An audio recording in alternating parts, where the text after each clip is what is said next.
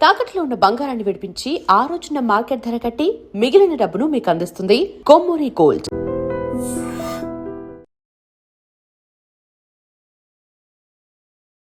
నమస్కారం, welcome to I dream. ధర్మ మార్గం విత్ విజిత కార్యక్రమానికి స్వాగతం.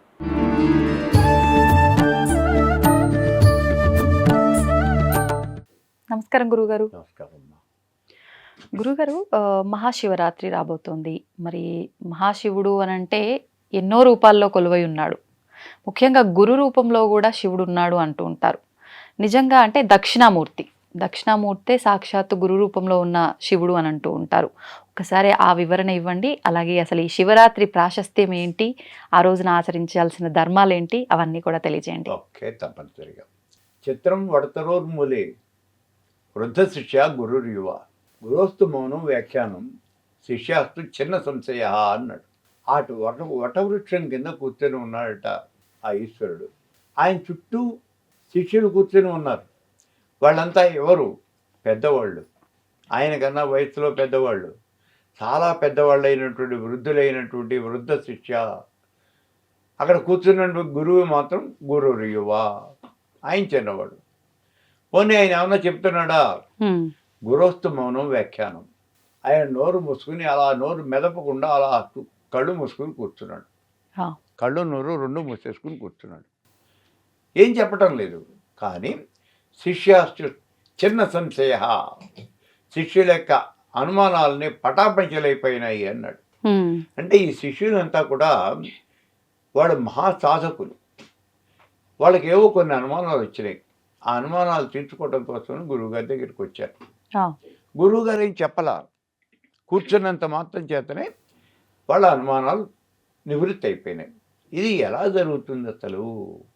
సద్గురు యొక్క మోహంగా మనం చూసినట్లయితే మన అనుమానాలని కూడా నివృత్తి పొందుతాయి.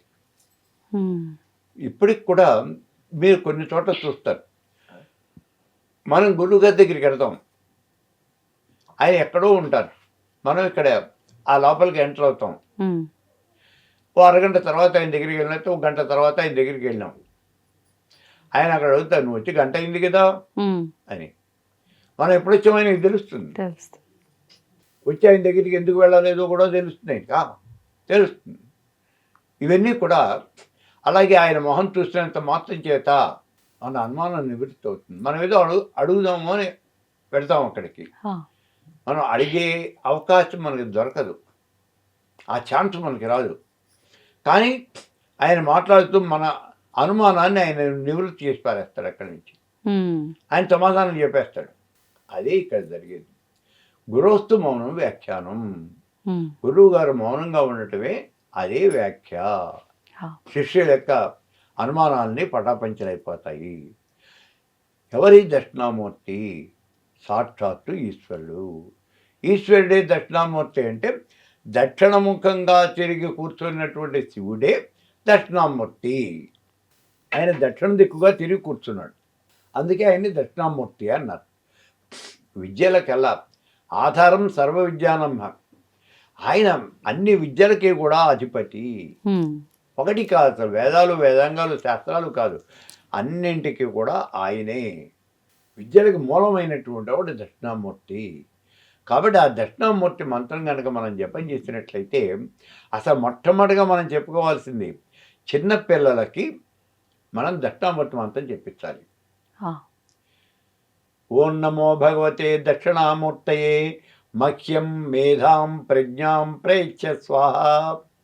అంటే నాకు తెలివితేటలు కావాలి, బుద్ధి కావాలి, జ్ఞానం కావాలి, వీటన్నింటినీ ఇప్పించవలసింది. ఇదే మంత్రం, ఇంతకని లేదు. ఓ దక్షిణామూర్తి నాకు ఇవి కావాలయ్యా, ఇవి ఇప్పించవలసింది. చిన్నపిల్లవాడిని మనం అక్కడ కనుక పిల్లల్ని ఆ దక్షిణామూర్తి మంత్రం కనుక ప్రతిరోజు జపం చేయించినట్లయితే వాళ్ళకి విద్య అనేది చాలా గొప్పగా వస్తుంది, మంచి విద్యావంతులు అవుతారు. దక్షిణామూర్తి జ్ఞానదేవత, సామాన్యం కాదు.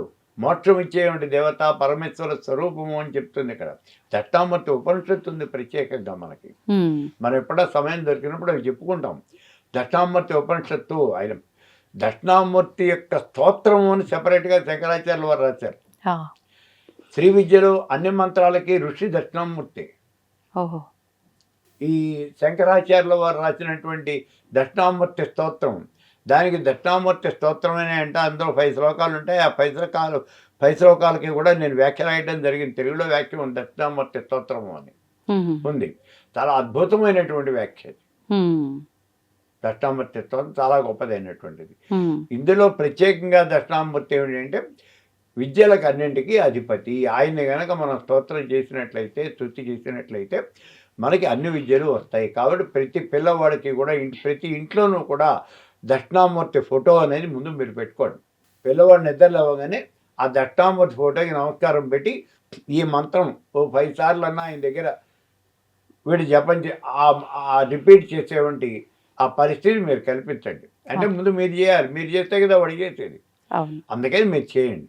ఇది మా కోసం చేయమంటాం లేదు, మీ పిల్లవాడికి చదువు రావడం కోసమే మీరు చేయండి అని అంటారు. వాడు మంచి విద్యావంతుడు అవుతాడు.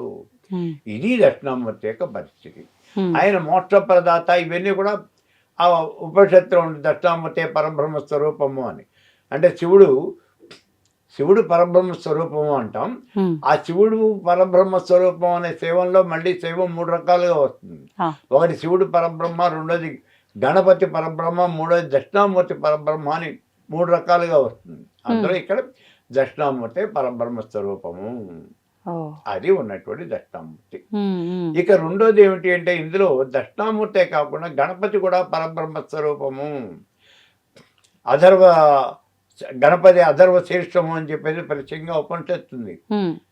తమేవ ప్రత్యక్షం బ్రహ్మాసి, తమేవ కర్తాసి, తమేవ భోక్తాసి అని ఒక చిన్న ఉపనిషత్తు. అంటే అన్నీ నువ్వేను అని. ఇది గణపతి స్తోత్రం. ఇది అన్నీ నువ్వేను అని. అంటే కలవ వినాయక అని కదా, కలవ చండీ వినాయక అంటాం. మనకి వినాయకుడే కలియుగంలో పిలిస్తే పలికే దైవము అని. అందుకని గణపతిని శివస్వరూపంగా ఆధారం చేయటము అనేది ఒక పద్ధతి ఉంది. గణపతిని ఆరాధన చేస్తే మనకు వచ్చే ఉపయోగం ఏమిటి? ఇక్కడ రెమెడీ కనుక మనం చూసుకున్నట్లయితే, గణపతిని ఉపాసన చేస్తే నీకు కానటువంటి పని అనేది లేదు. అన్ని రకాల పనులు కూడా నీకు పూర్తి అవుతాయి. ఏ రకమైనటువంటి పని కావాలి అన్నప్పటికీ కూడా పూర్తి అవుతుంది, ఎంత కష్టమైనటువంటి పని అయినా సరే. అందుకని ఆ గణపతి ఉపాసన అనేది మనం చేయాలి. గణపతి ఉపాసన చేయటానికి దాని మంత్రము అనేది సెపరేట్గా ఉంది. ఓం శ్రీం హ్రీం క్లీం గ్లౌం గణపతే వరవర సర్వజనం మే వస్మానే స్వాహ. ఈ సెపరేట్గా మంత్రం ఉంది. ఈ మంత్రాన్ని అది ఎంత జపం చేయాలో గురువు గారు చెప్తారు. ఆ మంత్రాన్ని తర్పణం చేయటం చెప్తారు. ఇవన్నీ కనుక చేసినట్లయితే కానటువంటి పని అనేది ఏం లేదు. అన్ని రకాల పనులు కూడా అవుతాయి. అంటే ఆ శివతత్వం చూడండి. దక్షిణామూర్తిగా ఆయన్ని ధ్యానం చేస్తే నీకు అన్ని రకాల చదువు విద్య వస్తుంది. ఇక్కడ ఇలా కనుక చేసినట్లయితే, గణపతిగా కనుక చేసినట్లయితే నీకు కానటువంటి పని అనేది లేదు. ఇక ఆయన ఈశ్వరుడు శివలింగము అని చెప్పేసి శివుడి కనుక మనం ఆరాధన చేసినట్లయితే ఆయన బోళశంకరుడు. ఆయన మనం ఏం చేయక్కర్లా. ఓం హర హర హర హర అంటూ చెమ్మెడి నీళ్ళు నెత్తిన పోసి ఒక కొబ్బరికాయ కొట్టి నివేదన చేసి అది నెత్తిన ఒక గుప్పెడు బూడిద వేసి ఆయన గంధం కుంకుమ పెట్టి నమస్కారం పెట్టేస్తే అయిపోయింది. మహాదానందం చెందుతాడు. నీకు మోక్షాన్ని ఇచ్చేస్తాడు. మోక్షాన్ని ఇస్తాడా? ఇస్తాడు అని చెప్తున్నాం కదా. ఇచ్చిన వాళ్ళు ఉన్నారు కదా మనకి. తర్వాత అలాగే మనకి ఇంకోటి ఏం చేస్తాడు, నీ కోరిక ఏ కోరిక కావాలంటే ఆ కోరిక తీరుస్తాడు. అన్ని రకాలైనటువంటి కోరికలు తీరుస్తాడా అని అంటే మార్కండేయుడికి చిరంజీవత్వం ఇచ్చాడు. అయితే గట్టి ఉపాసన అనేది చేయాలి. దేనికైనా సరే, ఏ దేవతకైనా సరే ఉపాసన గట్టిగా ఉండాలి. ఇప్పుడు మార్కండేయుడు ఏం చేశాడు? సంవత్సరమే టైం ఉంది ఆయనకి. ఆయన ఆయుష్ అయిపోయింది అని చెప్పారు. అప్పుడు వెళ్ళి ఆ గోదావరి నది తీరాన ఆ సిద్ధపీఠం అని చెప్పేసి ఏదో అక్కడ పీఠం ఉన్నది అన్నారు. ఆ పీఠంలో అక్కడ కూర్చుని ఆయన అమృత పాశుపతం చేశాడు. శివుడికి అత్యంత ప్రీతికరమైనటువంటి పాశుపతం అది, అమృత పాశుపతము. అంటే ఆ మంత్రం ఓం హౌం ఓం జూం ఓం సహ ఓం భూ ఓం భువ ఓం సవ ఓం ఓం ఓం త్రయంబకం యజామహే సుగంధిం పుష్టివర్ధనం ఉర్వారకమేవ వందనాన్ మృత్యోర్వృక్షేయమామృతాత్. మళ్ళీ ఇప్పుడు ముందు చెప్పిన ఇవన్నీ మళ్ళీ రివర్స్లో చెప్పుకుని రావాలి. ఓం సవ ఓం భువ ఓం భూ ఓం సహ ఓం జూం ఓం ఓం ఓం ఓం ఇలా మళ్ళీ మొత్తం చెప్పుకుంటాడు. ఇలా అలా ఈ నమ్మకానికి మొత్తం 169 మంత్రాలు ఉంటాయి. 169 మంత్రాలకి పైన కింద ప్రతి మంత్రానికి పైన కింద ఇట్లా దీన్ని సంపుటీకరణం చేసుకుంటూ కనుక మనం చేసినట్లయితే దాన్ని పాశుపతము అంటారు. అలా పాశుపతం చేశాడు. రోజుకి 11 పాశుపతాలు చేయాలి. 11 పాశుపతాలు చేయటం అనేది సామాన్యమైనది కాదు. ఇది అమృత పాశుపతం. ఈ అమృత పాశుపతం 11 సార్లు చేయాలి అంటే సూర్యోదయాన్ని ప్రారంభిస్తే సూర్యాస్తమయానికి అయిపోవాలి. అసలు ఇలా ఎన్ని పాశుపతాలు ఉన్నాయి గురుగారు? పాశుపతాలు ఎన్ని ఉన్నాయంటే 360 పాశుపతాలు పుస్తకం వేశారు రాజమండ్రిలో మోహన్ బుక్ డిపో వాళ్ళు. ఇందులో మెయిన్ పాశుపతాలు కొన్ని ఉన్నాయి. అసలు పాశుపతం అంటే చూడండి, శివుడికి అభిషేక ప్రియుడు. అభిషేకం అంటే నమ్మక చమకాలతో చేస్తాం మనం రుద్రుడికి. ఈ అభిషేకం చేసేటటువంటి దీంట్లో ఈ పాశుపతం అనేటటువంటి చాలా తిరుగులేనటువంటి ప్రయోగం ఇది. మంత్రశాస్త్రంలో మనకు తెలిసినటువంటి మంత్రశాస్త్రంలో ఇక్కడికి వచ్చేప్పటికి పాశుపతం తిరుగులేనటువంటి ప్రయోగము. ఏ మంత్రాన్ని అయినా సరే దాన్ని సబడీకరణం చేసి మనం చేసేయచ్చు. ఈ పాశుపతంతో ఏం చేస్తామండి? అభిషేకం చేస్తామా, హోమం చేస్తామా, ఏమైనా చేయొచ్చు. ఏం చేసినా ఫలితం బాగానే ఉంటుంది. నీ యొక్క కెపాసిటీని బట్టి ఏదైనా చేయొచ్చు. మరి చేయాలి అంటే ఈ పాశుపతాలు చేయాలి అంటే పిల్లలు పుట్టడానికి పాశుపతం ఉంది, సంతాన పాశుపతం ఉన్నది, పెళ్లి కావాలి కళ్యాణ పాశుపతం అని ఉంది, విద్య రావాలి విద్యా పాశుపతం అని ఉంది. ఇప్పుడు మనం చెప్పుకుంటాం ఈ వశీకరణం మంత్రాలు ఇవన్నీ సంబడీకరణం చేసి పాశుపతం చేస్తాం. ఈ రాయలసీమల మంత్రం సంబడీకరణం చేసి పాశుపతం 3 సార్లు చేశాను నేను. అలాగే వారాహి మంత్రం బృహద్వారాహి చాలా పెద్ద పెద్ద మంత్రాలు అవి. ఆ మంత్రాలు కూడా సంపడీకరణం చేసి ఈ పాశుపతం అనేది చేయడం జరిగింది. అవి దాని యొక్క ఇంటెన్సిటీ అంటే ఆ మంత్రాన్ని ఒట్టిగా మనం జపం చేసే కన్నా పాశుపతంగా చేసినట్లయితే ఆ మంత్రం యొక్క బలము అనేది చాలా పెరుగుతుంది. అందుకే తిరుగులేనటువంటి ప్రయోగం అని చెప్పాను. సో మంత్రశాస్త్రంలో దాన్ని ప్రిఫర్ చేస్తాను. అయితే హోమం చేయటము అంటే అంత సామాన్యమైన విషయం కాదు. ఇక నేను మంత్రశాస్త్రంలోకి వచ్చేప్పుడు హోమం అనేది చాలా కాస్ట్లీ అఫైర్ కదా. మంత్రశాస్త్రంలో ఇది బాగా ఖరీదు. అందుకని శక్తి ఉన్నటువంటి వాడు ఇవి చేసుకోవచ్చు. ఇప్పుడు అలాగే మనకి ఏదైనా కష్టాలు వచ్చినప్పుడు మీ టీవీల్లో మీ మీడియాలో చాలామంది చెప్తూ ఉన్నారు అఘోర పాశుపతం చేయండి అలా అని. అఘోర పాశుపతం చేయటం అంటే చచ్చిపోతాడు వాడు చేసేవాడు. బోడంత కష్టమైనటువంటి ప్రక్రియ ఇది, అంత తేలికేం కాదు. అఘోరేభ్యో ధఘోరేభ్యో ఘోర ఘోరతరేభ్య సర్వేభ్య సర్వేభ్యో నమస్తే అస్తరుద్ర రూపేభ్య. ఈ మంత్రాన్ని ప్రతి మంత్రానికి కూడా పైన కింద సంపడీకరణం చేసుకుంటూ, అంటే నమ్మకానికి 169 మంత్రాలు ఉంటాయి అని చెప్పాను. ఆ 169 ఇవి ఇంటూ 2 అంటే 338 సార్లు ఈ మంత్రం జరగాలి. అది 169 సార్లు జరగాలి. అంత ప్రక్రియ మనం చేయాలి. హోమం చేయండి, పాశుపతం చేయండి, మీ ఇష్టం. ఏది చేసినప్పటికీ అది చేయాలి. సో ఇలాగనే చేసినట్లయితే మీకు పట్టినటువంటి ఇదేదో వదిలిపోతుంది, ఆ శని ఏదో మిమ్మల్ని వదిలేస్తుంది అని మన వాళ్ళు జ్యోతిష్కులు చెప్తూ ఉంటారు. అంటే అలా చేస్తూ ఉంటాం మనం. అంటే అన్ని సమస్యలకి పరిష్కారం అఘోర పాశుపతం గురుగారు? అన్ని చాలా వరకు సమస్యల కంటే శనికి సంబంధించిన సమస్యలన్నింటికీ కూడా పరిష్కారం అని జ్యోతిష్కులు చెప్తూ ఉంటారు. అవి వాళ్ళు చెప్పే విషయాలు. వాళ్ళు ఏం చేయమంటే అది చేస్తూ ఉంటారు. వాళ్ళు అప్పుడు మన దగ్గరికి వస్తూ ఉంటారు, గురువు గారు మాకు అఘోర పాశుపతము అని. సరే కూర్చోబెట్టి చేయించేస్తూ ఉంటాం, వాళ్ళతో అలా చేయించేస్తాం. ఈ అఘోర పాశుపతమే కాదు, ఇంకా ఇందాక చెప్పారు కదా మీకు, ఈ వశీకరణానికి కానీ లేదా పనులు కావటం లేదు, గణపతి పాశుపతం. గణపతి మనకి ఇందాక చెప్పుకున్నాం, గణపతి మంత్రం చెప్పాం. ఆ గణపతి మంత్రాన్ని సంపడీకరణం చేసి పాశుపతం చేస్తాం. అవి 11 సార్లు చేయాలి అని మాకు కూడా సరదా పడుతుంది. ఒకసారి ఇవాళ ఈ అఘోర పాశుపతం 11 సార్లు చేయాలి. పొద్దున 7 గంటలకు మొదలు పెడితే రాత్రి 7 గంటలు అవుతుంది. మినిమం 12 గంటలు. ఒక్కసారి చేయటానికి గంట టైం ఖచ్చితంగా పడుతుంది, గంట పైన పడుతుంది. అంత స్పీడ్గా మనం చేయగలిగితే పనులు అవుతాయి. అవకదాస్తాయి నువ్వు చేసిన తర్వాత ఎందుకో అంటే 12 గంటలు అక్కడే ఉండాలా? మరి కదలకుండా ఉండకుండా ఎట్లా? మరి కాలకృత్యాల పరిస్థితి? మధ్యలో సరే కావాలంటే వెళ్ళి రావటమే, అక్కడ ఏం ఉండదు, తప్పలేదు. అసలు అంత అవసరం ఉండదు, అంతేం అవసరం ఉండదు. ఎందుకంటే మనం లేవటం అనేది అటు ఇటు తిరగటం అనేది ఉండదు. మా అని మేము కూర్చోలేమండి అంటే సరే మధ్యలో పోయి ఓ 10 నిమిషాలు ఏదైనా రెస్ట్ తీసుకుని ఏదైనా తిట్టమో తాగటమో తాగి నడుము కాసేపు వాలిస్తే వాల్చి మళ్ళీ వచ్చి కూర్చోవాలి. అందుకే సామాన్యంగా ఇలాంటివన్నీ కూడా సామూహికంగా చేస్తూ ఉంటారు. ఇప్పుడు కొంతమంది పెళ్ళిళ్ళు కావు, గడ్డు పరిస్థితులు వస్తాయి, అలాంటప్పుడు ఈ కళ్యాణ పాశుపతం చేస్తారు. వాడు చాలా డబ్బులు తీసుకుంటారు ఇవి చేస్తే, సామాన్యంగా చాలా డబ్బులు తీసుకుంటారు. మరి పొద్దు నుంచి సాయంత్రం దాకా చేయాలి కదా, వాడు ఏమీ తినకుండా ఉండాలి కదా. మరి సాయంత్రం 5 తర్వాత 6 గంటలకు అప్పుడు వాడు భోజనం చేస్తాడు. సో ఇట్లా ఈ పాశుపతం అనేది ఇది చాలా గట్టి ప్రక్రియ ఇందులో.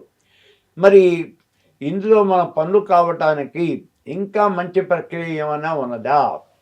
ఈ పాశుపతం ఇందాక చెప్పాను కదా, మనం అటువైపు హోమం చేయొచ్చు, ఇటువైపు అభిషేకం చేయొచ్చు. ఈ హోమాలు అభిషేకాలు చేసే ఉండే దాంట్లో రుద్రము అంటే 11 అని లెక్క. ఎందుకని?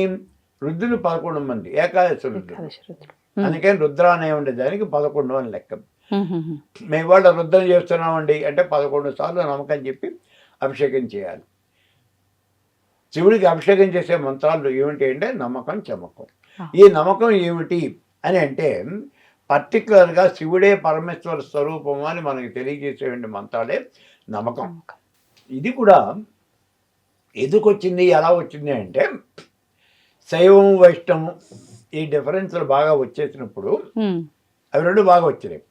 ఆ బాగా వచ్చినప్పుడు ఏం చేస్తారు, ఇక్కడ శ్రీమన్నారాయణుడే పరమేశ్వర స్వరూపము అని వైష్ణవులు బాగా ప్రచారం చేశారు. మొదటి నుంచి చేశారు, ఇవాళ కాదు, అసలు మిగిలిన శైవులు కళ్ళు తెరవక ముందు నుంచి వాళ్ళు చేశారు. నారాయణుడే పరబ్రహ్మ స్వరూపం. అందుకే రామాయణంలో 14, 15, 16 సర్గలు 3 కూడా ప్రక్షిప్తాలు అని చెప్తారు. అక్కడే శ్రీ మహావిష్ణువు వచ్చి రాముడుగా జన్మిస్తున్నాడు అని చెప్తారు. అంతే తప్పించి రాముడు దేవుడు అని రామాయణంలో ఎక్కడా లేదు, ఈ 3 సర్గాల్లోనే ఉంటుంది. సరే, వాళ్ళు ఏదో చేశారు. ఆ తర్వాత శ్రీమన్నారాయణుడే పరమేశ్వర స్వరూపము అని ఆయనకి సర్వవ్యాపకత్వాన్ని ఆపాదించారు. అక్కడ శ్రీమన్నారాయణుడు సర్వవ్యాపి అన్నారు. అంటే లోపల బయట అంతా ఆయనే ఉన్నాడు. అంతర్బహిష్ట తత్సర్వం వ్యాప్య నారాయణ స్థిత. లోపల బయట ఉన్నటువంటిదంతా ఆయనే, చరాచర జగత్ అంతా కూడా వ్యాపించి ఉన్నటువంటిది ఆయనే అనే విషయాన్ని అక్కడ చెప్పారు. అంటే ఆయన పరమేశ్వర స్వరూపం అయిపోయాడు. మరి ఇప్పుడు ఈశ్వరుడికి ఎట్లా? వీళ్ళు ఒప్పుకుంటారా? వీళ్ళు ఒప్పుకోరు కదా. అందుకని వీళ్ళు ఏం చేశారు, ఆ ఈశ్వరుడికి ఈ సర్వవ్యాపకత్వము అనేది చెప్పి దాన్ని కొన్ని మంత్రాలుగా రాశారు. అదే మనకి నమ్మకం. అవి 169 మంత్రాలుగా రాశారు వాళ్ళు. ఆ 169 మంత్రాలే మనకి నమ్మకము అని చెప్పబడుతూ ఉన్నది. దాన్నే ఆ తర్వాత చమకం ఉంది. ఈ నమ్మకము చమకం ఎక్కడంటే యజుర్వేదంలో ఉంటాయి. యజుర్వేదంలో 4వ కాండలో ఉంటాయి. అది కృష్ణ యజుర్వేదంలోనూ ఉంటాయి, శుక్ల యజుర్వేదంలోనూ ఉన్నాయి, రెండు వేదాల్లోనూ ఉన్నాయి. ఈ వీటిల్లో ఏం చెప్తున్నాడు ఆయన, ఆ ఈశ్వరుడే పరమేశ్వర స్వరూపము అంటే ఆయన ఏం చెప్తున్నాడు, కులాలుడు నువ్వే, కర్మకారుడు నువ్వే, రథం తయారు చేసేవాడు నువ్వే, రథం మీద ఎక్కేది నువ్వే, రథం తోలేవాడు నువ్వే, అంటే సర్వము నువ్వే, నువ్వు కానటువంటిది ఏమీ లేదు, జగత్తులో అంతా నువ్వే. ఇక్కడ వేదంలో ఏం చెప్పాడంటే రుద్రుడు సామాన్యమైన వాడు కాదు. రుద్రుడు మహాబలమైనటువంటి వాడు, ఎద్దులాగా మహాబలమైనటువంటి వాడు, ఎద్దు బలమైనటువంటి జంతువు. అలాగే ఆ రుద్రుడు కూడా చాలా బలమైనటువంటి వాడు. ఆయన ధనుర్బాణాలు ధరించి బంగారు రథం మీద ఎక్కి అలా మొత్తం తిరుగుతూ ఉంటాడు. ఎక్కడైనా అన్యాయంగా జరిగినట్లయితే ఆ అన్యాయం చేసేవాళ్ళని, పాపం చేసేవాళ్ళని వెంటనే సంహరిస్తాడు అని చెప్తారు. అటువంటి శక్తివంతుడు ఆ రుద్రుడు. ఈ రుద్రుడిని ఇప్పుడు ఆయన సర్వశక్తిమంతుడు అనే మాటనే ఇక్కడ చెప్పాడు ఆ వేదంలో. అలా చెబుతూ ఓషధులకు అన్నింటికీ కూడా అధిపతి. పిల్లవాడి జ్వరం కనుక వస్తే ఇవాళకి కూడా శివుడికి అభిషేకం చేసేవాళ్ళు చాలా మంది ఉన్నారు. అభిషేకం చేస్తే తగ్గుతుందా? వాళ్ళకి తగ్గుతుంది. వాళ్ళు తగ్గినట్టు వాడు డాక్టర్ దగ్గరికి వెళ్ళటం లేదు. కాబట్టి అలా ఓటదులు ఇచ్చేవాడు, ఓటది నాంపత ఏ నమః అని చెప్తాం. ఓటదులు కూడా ఇచ్చేవాడు నువ్వే. అసలు ఆయన ఏమి కాదు, సర్వము ఆయనే. అందుకే పాశుపతము అనేది మనకి తిరుగులేనటువంటి అస్త్రము అని చెప్తారు మంత్రశాస్త్రంలో. అంత గొప్పదైనటువంటి అస్త్రం సూర్యుడికి చేతలు. ఈయనకి బంగారు బాహువులు. బంగారు బాహువులు అంటే ఆయన ఏం కోరితే అది ఇచ్చేటటువంటి వాడు. మీరు ఏం కావాలంటే ఇస్తాడు. భక్తుల్ని ఆయన ఇందాక మనం ఏం చెప్పుకున్నాం, చాలా భయంకరమైనటువంటి వాడు, శత్రు సంహారం చేస్తాడు అని చెప్పుకున్నాం. అటువంటి రుద్రుడు ఇక్కడ భక్తుల ఎడ పరమమైనటువంటి దయా జాలి కలిగి ఉంటాడు. భక్తులు ఏం కోరితే అది ఇస్తాడు. ఆయన బోళా శంకరుడు. మీరు ఏమీ చేయక్కర్లేదు, రుద్రుడు అభిషేక ప్రియుడు. హరా హరా హరా అంటూ ఆయన ఎత్తిరికి అసలు నీళ్లు పోస్తే ఆయన ఆనందించేస్తాడు. ఆ నీళ్లు పోయటం కూడా ఎందుకు వచ్చింది అంటే పురాణాల్లో చెప్పబడేది కాలకూట మింగేశాడు కదా. ఆ కాలకూటాన్ని మింగేసినప్పుడు ఆ వేడి అనేది పైకి తన్నేస్తోందట. దాన్ని చల్లార్చడం కోసం ఆ గంగని తీసుకొచ్చి ఆయన నెత్తిన పెట్టారు అన్నాడు. అందుకే మనం దానికి సపోర్టింగ్గానే మన దేవాలయంలో మనం ఆ రుద్రుడికి అభిషేకం చేస్తాము. రుద్రుడి శాంతిపరచడం కోసం అభిషేకం చేస్తాం. అందుకే రుద్రుడు అభిషేక ప్రియుడు అని సామాన్యంగా ప్రతి శివాలయంలోనూ అభిషేకాలే చేస్తారు. మరి ఇప్పుడు కోరికని బట్టి ఒక్కొక్క ద్రవ్యంతో అభిషేకము ఇదంతా అభిషేకం చేస్తాం. చేసేటప్పుడు మన కోరికలను బట్టి మనం చేసే అభిషేకం కానీ, ఇందాక చెప్పిన మంత్రాలు, ఆ సంప్రీకరణం చేసే మంత్రాలు కానీ అవన్నీ మారుతూ ఉంటాయి. ద్రవ్యం కూడా మార్చుకోవచ్చు. ద్రవ్యం కూడా మారుతుంది. ద్రవ్యం మారుతుంది, ఇక్కడ ఉన్నటువంటి ఈ మంత్రము మారుతుంది. ఇంకో విషయం ఏమిటి అంటే, ఇవే మాత్రం కాకుండా ఈ రుద్రుణ్ణి ఆయన యొక్క కృపా కటాక్ష వీక్షణాలు పొందటం కోసం అని చెప్పి లింగార్చన అని ఒకటి చేస్తాం. అది మహాలింగార్చన, సహస్రలింగార్చన అని 2 రకాలైనటువంటి అర్చనలు జరుగుతాయి. అందులో మహాలింగార్చన అంటే 360 లింగములతో మనం అర్చన చేయటం. దాన్ని మహాలింగార్చన అని అంటారు. దానికి సెపరేట్గా ఒక చార్ట్ ఉంటుంది. అలాగే మనకి సహస్రలింగార్చన 1116 లింగాలతో అర్చన చేస్తారు. ఈ సంఖ్యల వెనకాల ఆంతర్యం ఏంటి గురుగారు? చెప్తాను. 1116 అంటే 1000 ఎక్కడ అనంతము అని ఎక్కడ. ఈ దీంట్లో 17 ఆవరణలు ఉంటాయి. ఈ ఆవరణల్లో ఒక్కొక్క ఆవరణను ఒక్కొక్క దేవతలు, ఇందులో తాండవేశ్వరులు ఉంటారు, ఇందులో అష్టదిక్పాలకులు ఉంటారు, ఇందులో పంచబ్రహ్మలు ఉంటారు, మధ్యలో మహాలింగం ఉంటుంది. ఇలా మనం ఆ శివుడిని అర్చన చేయటం అనేది జరుగుతుంది. ఇది చాలా పెద్ద ప్రక్రియ. సామాన్యంగా ఇవేమంటే మహాశివరాత్రి రోజున అర్ధరాత్రి పూట చేస్తారు. లింగోద్భవ కాలంలో 12 గంటల లింగోద్భవ కాలంలో అప్పుడు చేస్తారు.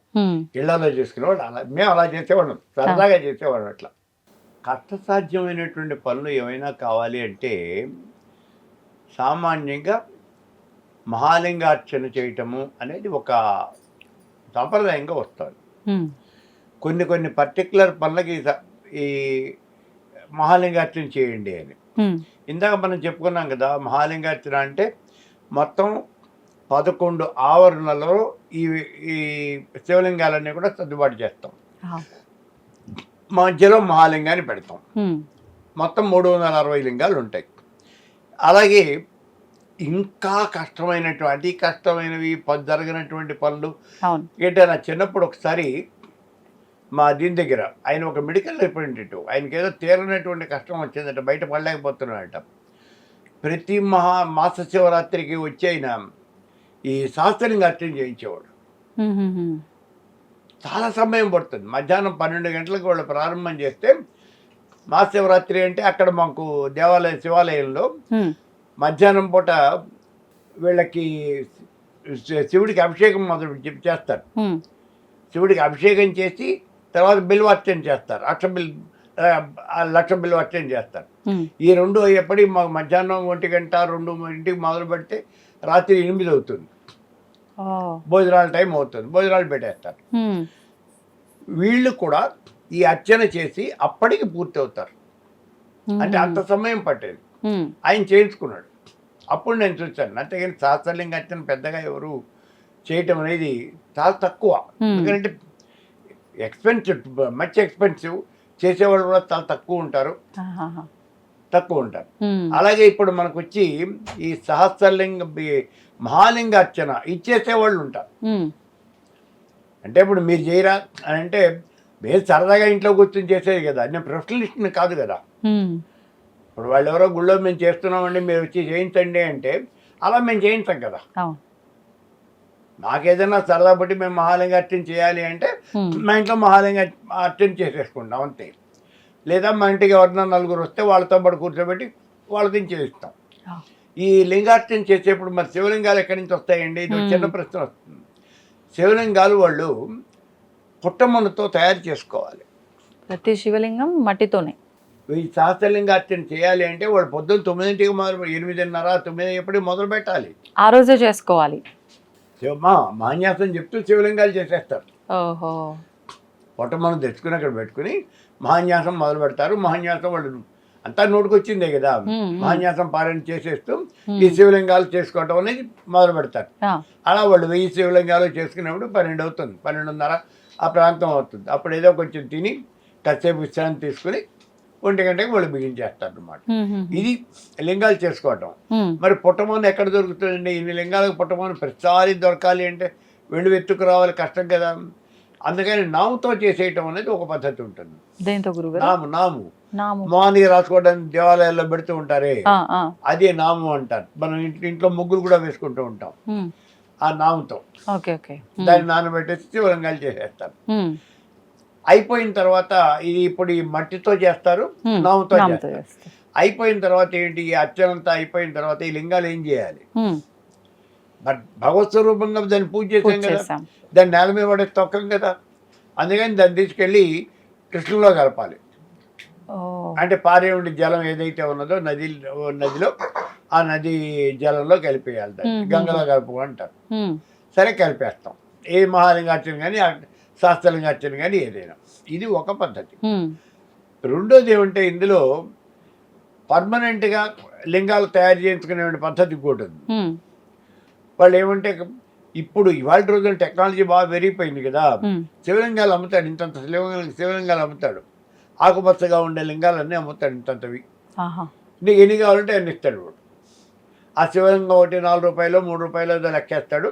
1000 లింగాలు తీసుకుంటాము అంటే 1000 × 4 10 ఏదో డబ్బులు తీసుకుని వాడు ఇస్తాడు. అవి తెచ్చేసుకుంటాం. లేదు శివలింగాల బదులుగా రుద్రాక్షలు పెట్టుకోవటం అనేది ఒక పద్ధతి ఉంది. 1000 లింగాలు అంటే ఆ 1116 రుద్రాక్షలు అక్కడ పెట్టేసుకుంటాం. మరి పెట్టుకోవటానికి ఇవన్నీ కావాలి కదండి, ఈ ఇదంతా కావాలి, డిజైన్ అంతా కావాలి కదా. మరి ఇదంతా అవి తెలిసినటువంటి వాడికే తెలుస్తుంది తప్పించలేదు తెలియని వాడికి ఎలా? వాడు పుస్తకం పక్కన బొమ్మ పెట్టేసుకుని పెట్టేసుకుంటారు. అందుకని దీనికి ఏం చేస్తారు అంటే ఒక పెద్ద చెక్క తీసుకుని ఆ చెక్క మీద ఇవన్నీ కూడా చెక్కిచ్చేస్తారు. ఇలా గుంటలుగా చెక్కించేస్తారు. మన వాళ్ళు ఇదివరకు ఆటలు ఆడుకునేవాళ్ళు, ఈ అచ్చంగాయలు ఆడేటప్పుడు ఆ పీట మీద ఆ గుండ్రంగా లోతుగా గోతులల్లే చేయించేవాళ్ళు. అలా వీళ్ళు చేయించేస్తారు. వీళ్ళు మంత్రాలు చెప్పుకుంటూ ఒక శివలింగాన్ని ఒక దాంట్లో అలా పెట్టుకుంటూ వెళ్ళిపోతారు అంతే. వీళ్ళు 10 నిమిషాలు మొత్తం పెట్టడం 1000 లింగాలు పెట్టేస్తారు. అలా అంతా పెట్టేసుకుని ఆ తర్వాత వచ్చి వీళ్ళు చేసుకోవటం. ఇప్పుడు శివలింగాలు కాకపోతే దాని ప్లేస్లో వీళ్ళు రుద్రాక్షలు పెట్టుకుంటారు అని చెప్పాం కదా. అయిపోయిన తర్వాత శివలింగాలు కానీ రుద్రాక్షలు కానీ మళ్ళీ కడిగేసి వీళ్ళు డబ్బాలో పోసేసుకుంటారు. మళ్ళీ ఉపయోగించుకోవచ్చు కదా. ఇప్పుడు అందుకే నాకు డబ్బాలో పోస్తున్నాయి. నేను మహాలింగార్చనకే తెప్పించుకున్నాను. 400 లింగాలు తెప్పించుకున్నాను. 360 కావాలి, 450 దాకా ఉన్నట్టున్నాయి నా దగ్గర. అవి ఇంత డబ్బాలో పోతే డబ్బా అక్కడ పెట్టుకుంటాను. ఎప్పుడైనా మళ్ళీ చేయాలి అనిపించినప్పుడు డబ్బా తీసుకొచ్చి మళ్ళీ ఈ ఫ్రేమ్ అంతా పెట్టేసుకుని చేయించేసుకుంటాం. ఇలా మనం ఇవి చేయడానికి ఈ ప్రత్యేకమైనటువంటి పరిస్థితి ఏమిటి అంటే ఈశ్వరుడికి ఆవరణార్చన అనేది ఇంకోటి విడిగా ఏం లేదు. ఇప్పుడు ప్రతి దేవతకి కూడా మనకి ఆ దేవతకు యంత్రం ఉంటుంది. ఆ యంత్రంలో కొన్ని ఆవరణలు ఉంటాయి. ఆ ఆవరణలో వివిధ రకాలైనటువంటి దేవతలు ఉంటారు. ఆ దేవతలని అందరినీ కూడా అర్చన చేయటమే ఆవరణార్చన అని అంటాం మనం. శివుడికి మరి రుద్ర యంత్రము అనేది ఉన్నదా? రుద్ర యంత్రము అనేది లేకపోలేదు, ఉంది. కానీ ఆ యంత్రం వేసి అందులో ఉన్న ఆవరణ దేవతలను అర్చన చెయ్యరు. అది కాదు చేసేది. ఈ ఈ లింగార్చన చేస్తారు. ఇదే అక్కడ చేసేది. అంటే దీంట్లోనే మహాలింగార్చన అయితే 11 ఆవరణలు ఉన్నాయన్నాం, అక్కడైతే 17 ఆవరణలు ఉన్నాయి అన్నాం కదా. ఈ ఆవరణలోనూ వివిధ రకాలైనటువంటి దేవతలు ఉన్నారు అని చెప్పాను కదా. ఇప్పుడు మొట్టమొదటి ఆవరణ ఇలా వస్తుంది. దాన్ని ఆ ఆవరణలో ఉండే దేవతలంతా తాండవేశ్వరులు. ఒక్కొక్క దీనికి 45 చొప్పున, అంటే వాళ్ళు ఎంతమందో లెక్క వచ్చేస్తుంది. అలా ఆ తర్వాత తాండవేశ్వరుల తర్వాత 4 ద్వారాల దగ్గర ఈ దేవతలు ఉన్నారు, అష్టదిక్పాలకులు ఉన్నారు, పంచబ్రహ్మలు ఉన్నారు, సప్త ఋషులు ఉంటారు. ఇలా వీళ్ళందరినీ కూడా ఎక్కడికెక్కడ మనం పెట్టేసుకుంటూ వచ్చి ఆవరణలు పెట్టేసుకుంటూ వచ్చి మనకి ఒక్కసారి చూసుకుంటే మనకు అర్థమైపోతుంది. ఆ ఆవరణ దేవతలందరినీ మనం అర్చన చేసుకుంటూ వచ్చి ఆ 11వ ఆవరణ మహాలింగం అయితే 11వ ఆవరణ, అక్కడైతే 17వ ఆవరణ చంద్రకళ, అక్కడ వరకు వచ్చి అక్కడ ఆ మహాలింగానికి మనం అర్చన చేయటం అనేది జరుగుతుంది. అర్చన అంటే అక్కడ అభిషేకం చేస్తాం. మనం మట్టితో చేసినటువంటి లింగమైనా సరే అయ్యేం కాదు, అది అట్లాగే ఉంటుంది. అభిషేకం చేస్తే అట్లాగే ఉంటుంది. పార్థివలింగం ఏం కాదు. దాని మీద మనం మంత్రాలు చెప్తూ నీళ్లు చల్లుతూ ఏకాదశము అభిషేకం చేస్తాం. 11 సార్లు రుద్రం చెప్పేసి అభిషేకం చేయటం అనేది జరుగుతుంది. అయిపోయిన తర్వాత దానికి కొబ్బరికాయలు కొట్టి మహానివేదన చేస్తాం మనం. ఇది మా సహస్రలింగార్చన కనుక చేస్తే అవనటువంటి పని అనేది ఏది కూడా లేదు అనేటటువంటిది ప్రతీతి. అయితే మరి సహస్రలింగార్చన చేయాలి కదండి, చేయాలి. కష్టమైనటువంటి ప్రాసెస్. ఇంకొకటి, ఇప్పుడు నమ్మకము అని చెప్పాను. నమ్మకాన్ని మనం అభిషేకం కానీ లేకపోతే హోమం కానీ చేస్తాం. ఇది రుద్రం చేయటం అంటే 11 సార్లు ఈ నమ్మకాన్ని చదివినట్లయితే రుద్రాభిషేకము అని అంటాం. అదే ఇప్పుడు అతిరుద్రము, అతిరుద్రము ఇట్లా ఇవన్నీ కూడా ఉన్నాయి. ఇప్పుడు ఏకాదశి రుద్రము. ఏకాదశి రుద్రం అంటే ఏమిటండి? ఈ రుద్రాన్ని 11 సార్లు చేయాలి. నమ్మకాన్ని 11 సార్లు చేస్తే అది రుద్రం అవుతుంది. ఈ రుద్రాన్ని 11 సార్లు చేస్తే ఏకాదశం, అది ఏకాదశం. అంటే అప్పుడు నమ్మకాన్ని ఎన్నిసార్లు చదవాలి? 11 × 11. 11 సార్లు చేస్తే ఒక రుద్రం కదా. ఇలాంటివి 11 సార్లు కదా. అంటే 11 × 11 121 సార్లు నమ్మకాన్ని చేయాలి. డబల్ కాదు, ఇంటూ 121 సార్లు మన నమ్మకాన్ని కనుక చదువుతూ అలా హోమం చేసినట్లే, అలా హోమం కానీ మీరు అభిషేకం కానీ చేస్తే దాన్ని ఏకాదశ రుద్రాభిషేకము అని అంటారు. అంతేగాని 11 సార్లు నమ్మకం చేసి కొబ్బరికాయ కొట్టేసి మేము ఏకాదశ రుద్రం చేసాము అంటే అదేమీ లాభం లేనటువంటిది. సో చాలా పెద్ద ప్రక్రియ అది. సరే 121 సార్లు చేసాం, బాగుంది. ఇది ఇక్కడితో ఆగిపోలా. ఏకాదశ రుద్రం అయిన తర్వాత మహారుద్రము, అతిరుద్రము అని ఉన్నాయి మళ్ళీ. ఈ 11 × 11 ఏకాదశం, ఏకాదశం × 11 మహారుద్రం. అంటే 121 అయితే ఏకాదశం కదా. అటువంటి 121 ఇటు × 11, 121లో 11 అంటే 1331 సార్లు కనుక మనం నమ్మకాన్ని అభిషేకం చేసినట్లయితే లేదా మీరు హోమం చేసినట్లయితే దాన్ని మహారుద్రము అని అంటారు. ఇది చాలా కష్టమైనటువంటి పెద్ద ప్రక్రియ. 1331 సార్లు ఈ రుద్రాన్ని చేయటం అంటే ఎవరు చేయగలుగుతారు?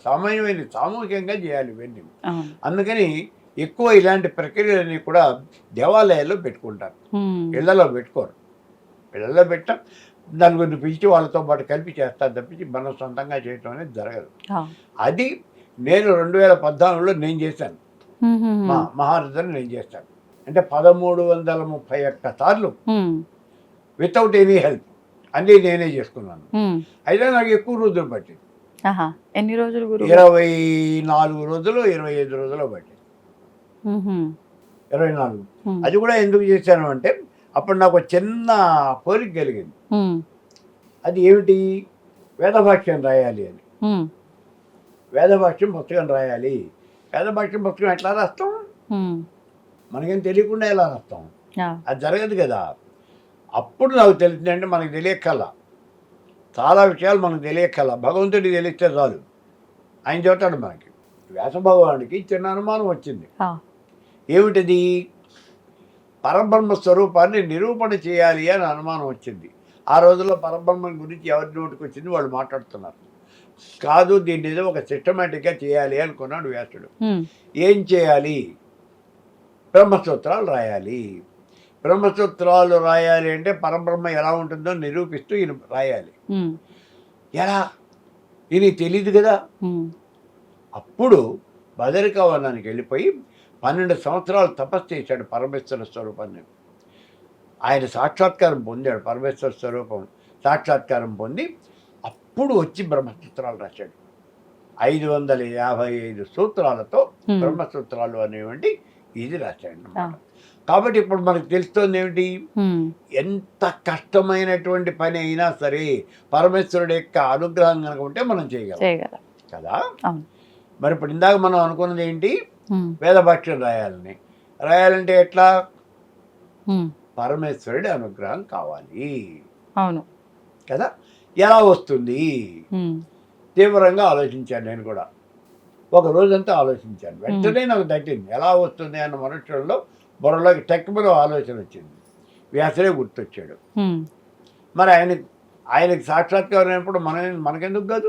సరే, ఎట్లా? పరమేశ్వరుడిని ఆరాధించాలి. ఎలా? ఎక్కడున్నాడు పరమేశ్వరుడు? ఈశ్వరుడే పరమేశ్వరుడు. ఉమ్, అప్పుడు నేను ఈ మహారుద్రం యాగం చేశాను 2014లో ఉమ్, ఉమ్, ఉమ్, చేశాను. చేసి ఆ పుస్తకం రాశాను, వేదభాష్యము పుస్తకం రాశాను. అది ఆ రోజున మొత్తం 1700 పేజీలతో ఉమ్, 4 వేదాల మీద విత్ 108 ఉపనిషత్తులు ఆ పుస్తకం వచ్చింది. వేదభాష్యము అని, చతుర్వేద భాష్యం ఆ పుస్తకం వచ్చింది. ఉమ్, పార్థసారథీయము అనే పేరుతో రాశాను నేను. ఉమ్, ఉమ్, కాబట్టి ఇక్కడ మనకు తెలుస్తుంది ఏమంటే ఇది మహారుద్రం. దాన్ని ఇటువంటి మహారుద్రాలు 11 కనుక చేస్తే అతిరుద్రం అవుతుంది. మీరు ఇది ప్రయత్నించారా గురుగారు? ఈ 1331 ఇంటూ 11 11. నేను ధైర్యం చేయలా, ఉమ్, లెక్క పెట్టుకున్నాను. నాకు ఇంకోళ్ళని కూర్చోబెట్టి చేయటం అనేది నాకు ఇష్టం లేదు. ఉమ్, నేనే చేయాలంటే పోనీ ఇలా ఎన్ని రోజులు చేస్తే అవుతుంది? ఉమ్, రోజుకి 55 సార్లు నమ్మకం చదువుతాను. బాగుంది. ఎన్ని రోజులు పడుతుంది? ఉమ్, మొత్తం అసలు ఎన్ని చేయాలి? దగ్గర 5,000 చేయాలి. 5,000 నమ్మకాలు కావాలంటే ఎన్ని రోజులు పడుతుంది? ఉమ్, చాలా టైం పడుతుంది. సో ఇది కష్టమైనటువంటి ప్రక్రియ ఉమ్, అని దాన్ని మాత్రం నమస్కారం స్వామి, నా వల్ల కాదు అని చెప్పి. ఆ, సో అవి గనక చేసినట్లయితే ఉమ్, మీకు తిరుగు లేనటువంటి ప్రయోగాలు అవి. మీకు ఏ రకమైనటువంటి సమస్య ఉన్నప్పటికీ డెఫినెట్గా సాల్వ్ అవుతుంది. ఉమ్, అక్కడ సహస్రలింగార్చన, ఇక్కడ అభిషేకం కానీ హోమం కానీ, మీరు అతిరుద్రము లేదా కనీసం మహారుద్రము, అవి ఈ ఈశ్వరుడి యొక్క దీంట్లో ఉమ్. చాలా ముఖ్యమైనటువంటి ఇవి. వాటిని మనం చేయొచ్చు. ఇప్పుడు మీరు చెప్పినవన్నీ చేస్తే తిరుగుండదు ఇంకా అని చెప్పారు. ఉండదు. బాగుంది. కానీ చెయ్యాలంటే ఎంత కష్టమో కూడా మీరే చెప్పారు. ఆహ్. సులభంగా అందరూ చేసుకునే విధానం కూడా ఏదైనా ఉందా గురుగారు? మరి ఓం నమ శివాయ అనుకోవటం ఒకటే సులభమైన పని. పంచాక్షరి జపం చేసుకోవటం అంటే ఉత్తమం, ఇంకోటి లేదు. జపం చేసి ఉమ్, మీరు వండుకున్న అన్నం నైవేద్యం పెట్టేయండి. ఉమ్, నైవేద్యం పెట్టిన అన్నం మీరు తినేయండి. అంతే. ఖర్చు లేని పని. మరి మేమేమి ఖర్చు చేయకుండా మాకెందుకు ఇస్తాడు భగవంతుడు? ఇస్తాడా మరి? అయితే మరి ఖర్చు చేయండి. అలా ఏముండదు. ఆ, భగవంతుడు మీరు ఖర్చు చేయాలా అనేది చూడడం. ఉమ్, ఆయన ఏం చెప్పాడు? పత్రం పుష్పం ఫలంతో ఏమన్నాడు? ఆ, అంతే కదా. అంతే. మీరు భక్తితో నాకు సమర్పించింది ఏదైనప్పటికీ కూడా ఉమ్, నాకు తృప్తికరమేను. కాబట్టి మనం భక్తితో ఆయనకు కావాల్సిన నమస్కారం పెట్టి హరహర అంటూ, మనకి శివరాత్రి మహాత్యంలో కూడా చెప్పేదే కదా. అవును. మొట్టమొదటి జామ అయ్యేటప్పటికి ఆ వాడి యొక్క అది దాన్ని ఏమన్నారు, ఉమ్, ఆ నీళ్లు పట్టుకునేవంటి ఆ తాబేటికాయ, అందులో నుంచి నీళ్లు దారి కింద పడ్డాయి. కింద శివలింగం ఉన్నది, దాన్ని ఎత్తిన పడ్డాయి. ఆయన చెట్టు దిగుతూ ఎక్కుతూ ఉంటే 2 మారేడాకులు రాలి దాని మీద పడ్డాయి. ఒక దాముకి అర్చన అయిపోయింది, అలాగే 2వ దాము, 3వ దాము, 4వ దాము, అన్ని దాములు అర్చనలు అయిపోయినాయి. అయ్యా కైలాసానికి వెళ్ళిపోయాడు అన్నాడు. ఇక్కడ కైలాసానికి వెళ్ళిపోయాడు అంటే నీకు తెలిసి చేసినా తెలియక చేసినప్పటికీ, ఎలా చేసినప్పటికీ నువ్వు భగవంతుడిని ఆరాధించావు కాబట్టి నీ ఫలితం నీకు వస్తుంది అని అంటాడు. ఇప్పుడు మళ్ళీ మనకు అనుమానం వస్తుంది, అలా వస్తుందా, జరుగుతుందా అని. జరుగుతుంది. ఎందుకని జరుగుతుంది? నువ్వు మండుతూ ఉన్నటువంటి నిప్పులో చేయబెట్టావు, అది నిప్పని తెలిసిపెట్టినా చేయబెట్టినా చేయగలుగుతుంది. అంతేగా, మరి రిజల్ట్ వచ్చేసింది. కాబట్టి మంత్రం కూడా అంతే. నీకు తెలిసి చేసినా తెలియక చేసినా మనం అంటూ మంత్రం చేస్తే, మనం అంటూ ఆ ప్రక్రియ చేస్తే మనకి డెఫినెట్గా ఆ రిజల్ట్ అనేది వస్తుంది. సో శివుడు ఒట్టి బోళాశంకరుడు. ఆయన్ని ప్రసన్నం చేసుకోవడానికి ఏ రకమైనటువంటి కష్టం కూడా లేదు. చాలా తేలికగా లొంగుతాడు భక్తులకి, ఆయన కోరికలు తీరుస్తాడు. కాకపోతే ఆయన శ్మశానవాసి. శ్మశానవాసి అంటే అన్నింటినీ వదిలిపెట్టేసినటువంటి వాడు, వైరాగ్య స్థితిలో ఉన్నటువంటి వాడు. కానీ అన్ని రకాల సంపదలు ఆయనే ఇవ్వగలడు. మరి ఆయన ఆరాధిస్తే భక్తులకు కూడా వైరాగ్యం అయితే ఏం రాదు కదా. మనం ఏది కావాలనుకుంటే అది వస్తుంది కదా. మన వైరాగ్యం అందుకే యత్రాభిభోగో నైతత్ర మోక్ష, యత్రాభిమోక్షో నైతత్ర భోగ. భోగం ఉంటే మోక్షం ఉండదు, మోక్షం ఉంటే భోగం ఉండదు. నీవు భగవంతుని ఆరాధన చేసేటప్పుడు మనం ఏది కావాలని ఆ ఆరాధన చేస్తున్నామో అదే వస్తుంది మనకి. వైరాగ్యం సంగతి ఏమో కానీ గురుగారు, శివుణ్ణి ఆరాధించే వాళ్ళకి ఎక్కువగా కష్టాలు పరీక్షలు ఇస్తూ ఉంటాడు, ఆ తర్వాతే ఫలితం అంటారు. ఇది నమ్మచ్చా? ఏ భగవంతుడైనా అంతే, కష్టాలు ఇవ్వడు. భగవంతుడు ఎందుకు ఇస్తాడు కష్టాలు? నీ యొక్క కర్మని నువ్వు అనుభవించేట్టుగా చేస్తాడు. మనం చేసిన గతంలో వెధవ పనులన్నీ చాలా చేసి ఉంటాం, వాటి ఫలితాలు ఎవరు అనుభవిస్తారు? మనమేగా. మరి అనుభవించాలి అంటే ఇవి చేయాలిగా. ఆ ఫలితాలను అనుభవించిన తర్వాత అప్పుడు మీకు శుభాన్ని చేకూరుస్తాడు. ఆ కష్టాలని అయిపోయిన తర్వాత చర్మాంకంలో అప్పుడు మరణ సమయంలో మీకు మోక్షాన్ని ప్రసాదిస్తాడు, కైలాసాన్ని మీరు చేరతారు అని చెప్తాడు. కాబట్టి ఈ భక్తులు ఈ మహాశివరాత్రి పర్వడి దినము చాలా గొప్పదైనటువంటి రోజు. ప్రతిసారి వచ్చేది కాదు, జన్మకో శివరాత్రి అంటే ఈ రోజున మనం ఉపవాసం ఉండాలి. అలా ఉపవాసం ఉండి జాగారం చేసి మరణించినటువంటి వాడు ఎవరు? ఆ రోజున యజ్ఞదత్తుడు. అతడి మళ్ళీ కుబేరుడై వచ్చాడు. ఇప్పుడు ఇవాళ అలకాపురి అధిపతి, ధనాధిపతి కుబేరుడు ఆయనే, వేద పండితుడు యొక్క కుమారుడు. కాబట్టి ఆయన సామాన్యమైనటువంటి వాడు కాదు.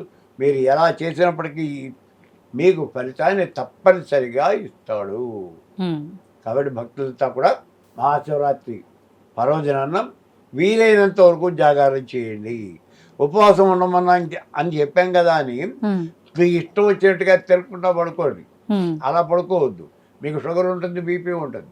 కాబట్టి ఆ ట్యాబ్లెట్లు వేసుకోవడానికి దానికి సరిపోయినటువంటి మందు, ఆ టిఫిన్ ఏదో చేసి అప్పుడు మొత్తం ఉపవాసం ఉండండి. జాగారం ఉండగలిగినంత వరకు ఉండండి. అంతే తప్పించి ఆ తర్వాత మీరు చేయగలిగింది ఏమి ఉండదు.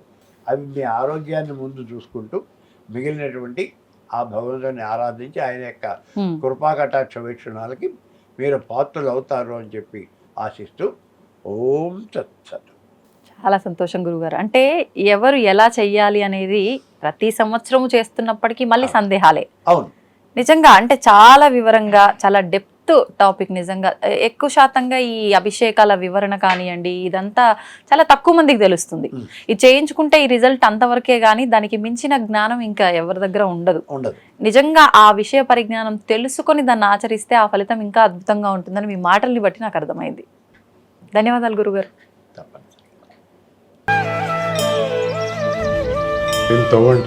తవ్వుతున్న శివలింగం సరే దాన్ని అట్లా కప్పేసేయండి, చూపించదండి. Krishna is there.